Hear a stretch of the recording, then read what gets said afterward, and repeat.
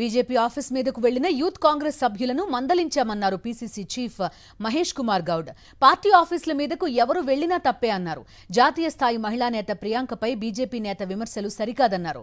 రమేష్ బిదూరి వ్యాఖ్యలను బీజేపీ నేతలు ఖండించకపోవడం దారుణమని, తెలంగాణ ప్రభుత్వం మహిళలకు ఏం చేసిందో కిషన్ రెడ్డి తెలుసుకోవాలన్నారు పీసీసీ చీఫ్ మహేష్ కుమార్ గౌడ్.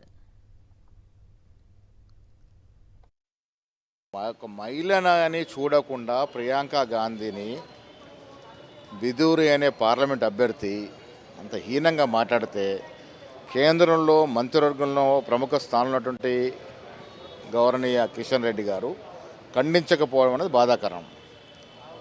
మహిళలు ఏ పార్టీ అయినా మనం గౌరవించుకోవాల్సిన అవసరం ఉన్నది. మహిళని కించపరిస్తే కూడా మీరు చూస్తున్నట్టుంటే రాష్ట్ర ప్రజలకు మీరు ఏం మెసేజ్ ఇస్తూ ఉన్నారు?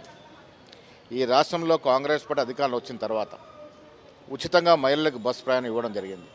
దాంతోపాటు 500కి గ్యాస్ సిలిండర్ ఇస్తూ ఉన్నాం.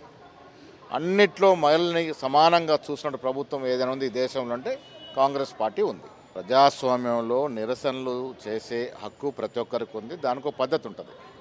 ప్రియాంక గాంధీ గారిని బీజేపీ నాయకులు చేసిన కమెంట్స్ చాలా తీవ్రంగా గ్రహించాల్సిన సందర్భం. దురదృష్టం ఏంటంటే బీజేపీ కేంద్రంలో ప్రముఖ స్థానంలో నాయకులు దీన్ని ఖండించలేదు.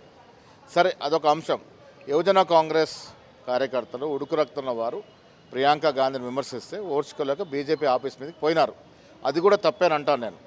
ఎవరు కూడా వేరొక పార్టీ ఆఫీసుల మీద పోయి దాడి చేయడం అనేది మంచిది కాదు.